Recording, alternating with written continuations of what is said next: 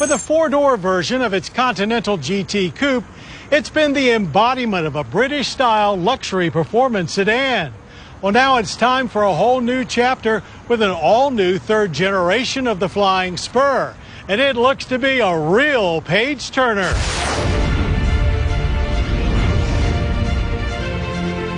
There are luxury sedans, and then there are opulent extravagances that can barely be described as simple modes of transportation. This 2020 Bentley Flying Spur is one such example. Let's start with the interior. The moving pictures you're seeing right now really don't do this space justice. It is immaculate and luxurious with materials that feel museum quality. It's all about the details here, from the diamond stitching to the organ stop vent controls and hand-fashioned steering wheel. Old world craftsmanship, though not out of touch, as a 2200-watt 18-speaker named for Bentley stereo, rotating display, and full navigation in the digital instrument cluster keep it more than relevant. Plus all the connectivity options buyers now expect. Rear seat passengers are treated special as well, with their own touchscreen, dark sunshades, and plenty of room to stretch out. To the outside world, we may be just humble public television employees, but inside here we felt insanely rich. With the Continental GT Coupe that the Flying Spur is based on, recently revised and now roaming on the Porsche Panamera chassis, it was time for the Flying Spur to make the switch as well. It also shares the Bentayga SUV's 48-volt anti-roll bars that virtually eliminate body roll in corners, but do so without it feeling like an unnatural intervention, lending a surreal nature to the whole driving experience, sort of like being on a high-speed train where the scenery is a blur and you're just floating along. It was much the same more than 30 years ago when we got our first taste of the Bentley lifestyle, when in the late 1980s, then parent company Rolls-Royce brought the Turbo R to the States. It was a near spiritual experience, as the hydraulic self-leveling suspension allowed the Turbo R to tackle any road equally, from glass-smooth highway to rough country lanes without losing composure. Back in the present time at our test track, after a brief get-to-know-you phase with the light but precise steering, the Flying Spur handled exceptionally well for such a big car. New rear-wheel steer cuts down on the amount of understeer, and we could really carry some speed through here with relative ease. The best part of it all, however, is the living, breathing 6 liters worth of aluminum turbocharged W12 engine under the elegant hood. Bentley calls it the most advanced 12-cylinder engine in the world. We just call it a velvet hammer of awesomeness, pounding the pavement through an 8-speed dual-clutch transmission and all-wheel drive with 626 horsepower and 664 pound-feet of torque that is available at just about any RPM. It's all enough to move this 5,500-pound behemoth to 60 in just 3.7 seconds. It launches hard and fast with plenty of grip, and the unrelenting sense of power never really subsides as you work your way down the track. You barely hear any engine noise at all, and what you do hear sounds like it is coming from some other vehicle way off in the distance, not just a few feet in front of you. Automatic shifts are fast and firm, and when the quarter-mile ends in 11.9 seconds at 119 miles per hour, the speedometer may be pushing 120, but the ride is so smooth and well composed it feels more like 20. Though you're reminded of the laws of physics when you hit the brakes, still a 111-foot stopping distance from 60 is exceptional for a car this size. There's well over 17 feet of length here, with 5 more inches of wheelbase than before, all wrapped in gorgeously sculpted sheet metal. Lots of unique details here, too, from the chandelier-like headlights to an all-new hideaway Flying B leading the way. Our Moroccan blue tester featured black line trim, but of course chrome is also available, and the standard 21-inch wheels were upgraded to 22s. Government fuel economy ratings are just 15 city, 19 highway, and 15 combined, with our average 16.6 miles per gallon of premium. So it's a much worse than average energy impact score. 22 barrels of yearly oil consumption with 9.9 tons of CO2 emissions. With a starting price of $219,425, the Flying Spur is certainly not for everyone. And believe it or not, there are actually a few different ultra-luxury sedans to choose from at that price point, but none that exhibit the sheer power and gracefulness found here.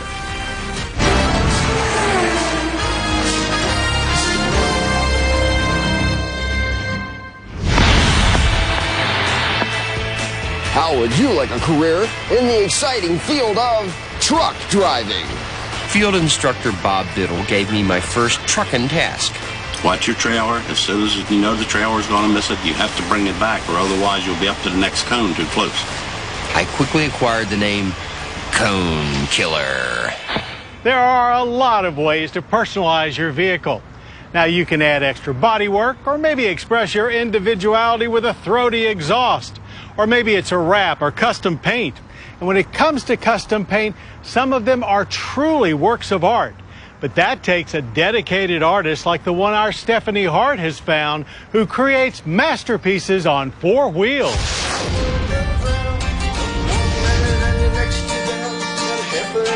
Memorable music feeds the soul and motivates Chuck Gamber.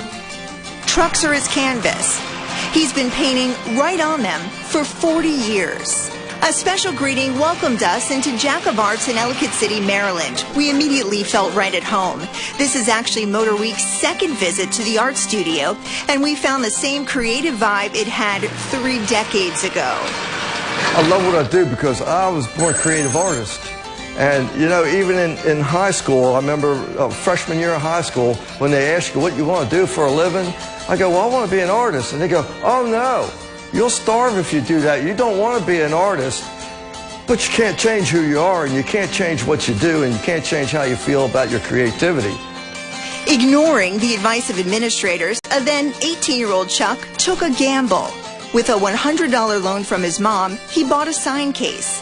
He's used it every day since. Chuck is really proud of this piece of art, and it's easy to see why. Who doesn't love the beach? He says it took him about a week to paint each side. He uses it to travel cross-country to car and truck shows to show off his work and get new business. Most of his work is a mix of old world and new age techniques. His prices range from $50 to tens of thousands of dollars for unforgettable artwork like he's doing here on this Freightliner. There's a little bit of P.T. Barnum in being a sign man. You got to know how to kind of put on the show and make your people look good. And if you make them look good, they get compliments. If they get compliments, they say, hey, Jack Arts did that, or Chuck did that. And you ought to go see Chuck, because he's going to put that little special thing to your truck, and you're going to love driving your truck. Because if your truck looks good, you take better care of it, you get compliments, and everybody makes more, and you get to make more money. It's a combination of talents that sets this shop apart from all the rest. They also specialize in graphic design. That's where Joe Westfall comes in. He's been running the digital aspect of the business for the last 13 years. This right here is a design that I did for a tailgate for a business, a local business. This is kind of his personal truck, but he just wants to be able to advertise his business a little bit. So he's looking for something a little edgy, you know, out there, something to look cool, but still represent his business well. Jack of Arts nailed it. It is amazing when somebody can take their love and their passion and make a living out of it. I really admire him for that. So when you can stand back and look at your finished project and see, I designed that, I came up with it, that's really fulfilling and really helps you enjoy your work. Rewarding for the artists and their customers like Bill Kuiper, a former amateur race car driver. The 1970 Mercury Cyclone, heavily modified. Yeah, it was beautiful. Back in the day, Bill asked Chuck to replicate a Wood Brothers stock car. I felt good. The car was a work of emotion for me. Translating that emotion into art, Chuck succeeded. It's been a wonderful journey running a small art studio.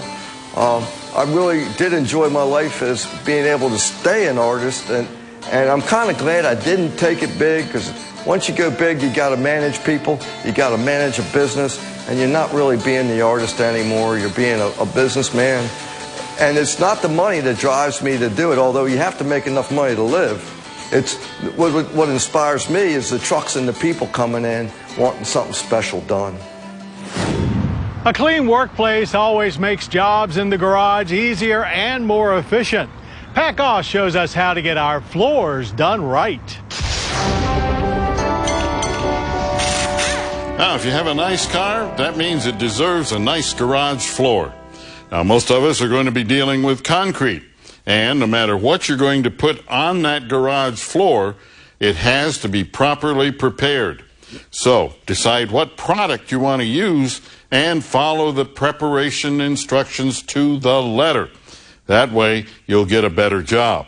Now, some of them may require grinding, some may require an acid wash. There's all sorts of different things that they may want, but make sure you do it, otherwise your job will not last at all. Now, you have to select the different types of materials. Well, you can use a single part paint, such as we have here, out of the can, onto the floor, does a good job. Or you could use a two-part paint, which uses a hardener to make it more durable. It's a little more difficult to work with and costs a bit more money. So, no problem there. But the big thing you have to remember about any kind of paint that you put on the floor, for the most part, unless it's something really high-end, chances are that hot tires will cause it to peel, and you may have issues with that. All right. Another thing, to prevent slipping and sliding and so on, or for the appearance, you may want to put flakes into the paint. We've done it down here on this example so you can see what you wind up with. Looks interesting and is not quite as slippery. So, but then come the other products, the plastic products. They may be thin or they may be thick. They may be interlocking or they may be peel and stick. Whatever you select, make sure that you follow the directions again. Now, here in Goss's garage, we've had this thick form on the floor for a lot of years, and it's been very durable, very forgiving. But with all of these, there's a couple of things to remember. Number one, any plastic product, you can't use a torch because hot metal will burn right through it. It also has seams in it, so moisture can get underneath it, and it's difficult to get out. You can also puncture it with a jack stand or a sharp object, so you have to be a little bit careful. But follow the directions, and hey, you'll have a gorgeous garage floor that'll last for many years. And if you have a question or a comment, drop me a line right here at Motor Week. Our Motor Week 40th anniversary car of the week is this turquoise gem, a first-generation 1968 Chevrolet Camaro convertible. From parades to car shows to movies, Maxine and Steve Reason of Marriottsville, Maryland, are constantly invited to showcase their beautiful soft top. Submit photos of the star of your garage for Car of the Week consideration to motorweek@pbs.org. There's always a new quick spin waiting at the curb here at Motor Week, so let's see where this week's takes us. There's been quite a buzz recently about Volkswagen's electric future. Well, that future just got a whole lot closer with the reveal of the 2021 Id4 All-Electric Crossover. Building upon what they started with the excellent e-Golf, the Id4 is the brand's first long-range electric vehicle designed for the U.S. market. It will eventually be built in VW's Chattanooga, Tennessee assembly plant beginning in 2022. First to arrive will be an imported rear-wheel drive model with 201 horsepower and 250 miles of range, with limited sales starting by the end of this year. And a few months later, it will be followed by a 302 horsepower all-wheel drive version. Volkswagen's new MEB modular electric architecture features a rear-mounted motor and 12 battery modules positioned low in the chassis. It's a futuristic-looking piece for sure, yet classic VW design features, such as the thick C-pillar and sloping nose with prominent logo, add a nostalgic touch. The new platform provides a fresh approach to the interior. Lots of LED lighting, high-res displays, and touch-sensitive controls, with space equivalent to the Tiguan. I recently had the opportunity to drive the all-new ID4. Volkswagen let us get behind the wheel for about 45 minutes in one of their pre-production models. And it drives exactly like a Volkswagen. It's comfortable, it's smooth, and overall just very pleasant to drive. And I know sometimes we get caught up on horsepower, but I think the rear-mounted motor has a really great balance of power, whether that's in normal, sport, or eco mode. Sport mode is very quick and nimble and can get you on the highway plenty fast. But even the eco mode has a really nice pace to it. So suffice to say, I'm so excited for when we'll have the ID4 at Motor Week HQ for full testing in a few months. The ID4's base pricing will start at around $40,000 before any government tax credits. Volkswagen will also offer an affordable lease plan and even throw in 3 years of Electrify America fast charging at no additional cost. The Kia Sorrento has come a long way since its humble beginnings as a rough and ready body-on-frame utility that was Kia's first entry into the midsize SUV segment. After heading in a more car-like direction, the all-new 2021 Sorrento sees the pendulum swinging back towards a more rugged course for its fourth generation, following the lead of the Telluride and Seltos, at least as far as looks are concerned. New powertrain choices include a 281 horsepower 2.5-liter i4 turbo with an 8-speed DCT, a 227 horsepower hybrid, and even a 261 horsepower plug-in hybrid. It remains front-wheel drive with all-wheel drive available. What caught my attention was the hybrid engine. It's supposed to get an estimated 37 miles per gallon combined fuel economy. That's just under some of the 5-seater hybrids that we've recently tested. And the Sorrento is now officially a 7-seater, as the third row comes standard. Of course, if you want to take it up a notch, you can always get the plug-in hybrid, which should have an all-electric range of 30 miles. So it seems like there is a powertrain for just about everybody. Opt for the new X-Line trim, and you'll not only get a more advanced all-wheel drive system, but a beefier roof rack, better approach and departure angles, and 1 inch of additional ground clearance. There's increased space and flexibility for the 3-row interior, as well as new tech features, including a 12.3-inch digital instrument cluster, 10-inch touchscreen, up to 8 USB charging ports, and more driving assistance systems, of course.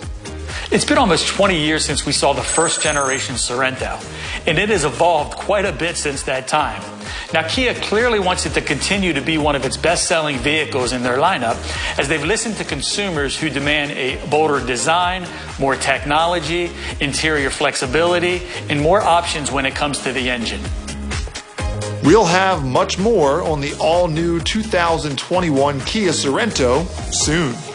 In the ever-growing landscape of 3-row utility vehicles, the Toyota Sequoia often gets lost in the shuffle. But Toyota is making it harder for that to happen by giving it a TRD treatment. That stands for Toyota Racing Development, which is sure to make it stand out in any carpool lane and maybe even at the off-road park, too. Whether you're talking Camrys or even Avalons, Toyota has been spreading their Toyota Racing Development magic more and more throughout their lineup. And the latest rabbit they're pulling out of their high-performance hat is this 2020 Toyota Sequoia Trd Pro. And the full-size Sequoia is the perfect vehicle to get the Trd Pro off-road treatment, as it remains a true body-on-frame utility, joining the Tacoma and 4Runner and, of course, the Tundra on which the Sequoia is based. Big Toyota lettering on the grille is the first difference you notice, accented by LED headlights and LED fog lights by Rigid Industries. Underneath there are skid plates, much appreciated grippy aluminum running boards, and upgraded springs and Fox internal bypass shocks for the suspension. Standard is Toyota's multi-mode four-wheel drive system with locking center diff and 2-speed transfer case. Forged aluminum TRD 18 by 8-inch wheels get 275/65 mud and snow tires, while up top is a beefy TRD roof rack and a big moonroof. You don't have to get this exclusive army green paint, but it'd certainly be our choice. Inside, the standard leather seats get some red stitching, and there are all-weather floor mats for keeping all that dirt from your many adventures out of the carpet. There's tons of space for 7 occupants, as captain's chairs are standard for the second row with a 3-place third row bench. Cargo capacity behind the third row is a good 18.9 cubic feet, expanding to 66.6 with those seat backs folded and a maximum of 120.1. And we very much appreciated the power folding third row in a rig that sits this high off the ground. The TRD Pro is also rated to tow 7,100 pounds. Finally, for cranking tunes at the campsite, there's a 14-speaker JBL audio system. It's definitely loud, but perhaps not as clear as some other high-end systems. And we actually prefer the noise coming through the black chrome-tipped TRD catback exhaust system attached to the Sequoia standard 5.7-liter V8. No upgrades here, but the 381 horsepower and beefy 401 pound-feet of torque are more than adequate, though a heavy step on the pedal is required if you want immediate action. When doing so at our test track, there was a little bit of wheel spin to battle at the line, as well as some wheel hop as the rear tires began to hook up. But it quickly built momentum, feeling strong as it ushered us to 60 in 7 seconds flat. That's a half a second slower than our 2008 Sequoia SR5 test. Perhaps it's the weight penalty of all the extra equipment. Automatic shifts are smooth, a little slow, and surprisingly infrequent as Toyota lets this engine rev. But it sounds great while doing so, ushering us to the end of the quarter mile in 15.3 seconds at 97 miles per hour. It was slow going through our slalom course, but not in a boring way. Steering is really boosted and sluggish, and there's plenty of body roll. But quick jabs of the throttle will rotate the vehicle pretty quickly. Though the more confident we got doing that, the less confident the vehicle got with us and started stepping in aggressively with stability control. Prior to driving here at the track, the brakes didn't feel that strong, but much like the throttle pedal, when you really step on them, they respond. There's lots of bite, stopping us from 60 in just 113 feet. Not as much nosedive as we expected, and it felt very controllable. As for normal driving away from the track, the Sequoia has a supremely smooth ride and great visibility with a commanding view of the road. It feels soft but not sloppy, and while most things look dated inside, it's sort of fitting for this rugged SUV. With Sequoia pricing starting at $51,345 for an SR5, you'll pay about $15,000 more for the TRD Pro at $65,470. And that's not bad considering platinum trim is higher still. This generation of Sequoia has actually been around since 2008. That's a long time by any measure. But TRD has proven that even after all of that time, it's more than relevant, if a little bit of a throwback. Rugged yet refined, the 2020 Toyota Sequoia TRD Pro is a lot of SUV that's easy to love. Well, that's our show. I hope you enjoyed it. Now, for more Motor Week, including daily news updates, podcasts, and even complete episodes, cruise on over to pbs.org/motorweek. And I hope you'll join us next time for a small Mercedes-Benz crossover with big SUV presence, the GLA. Then we'll go Godzilla in the Nissan GT-R Nismo. Till then, I'm John Davis. We'll see you right here on Motor Week. To learn more about Motor Week, television's original automotive magazine, visit pbs.org/motorweek.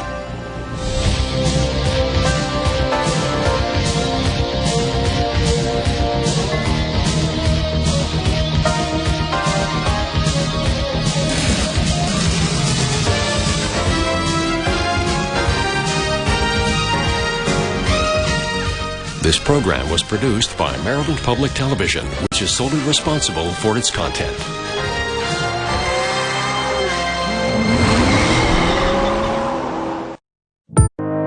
Ili kuwa mwanafamilia bora wa Global TV, usisahau kusubscribe, like, kushare na kucomment. Baada ya kusubscribe, bonyeza alama ya kengele ili kupata taarifa kwa kila video inayopanda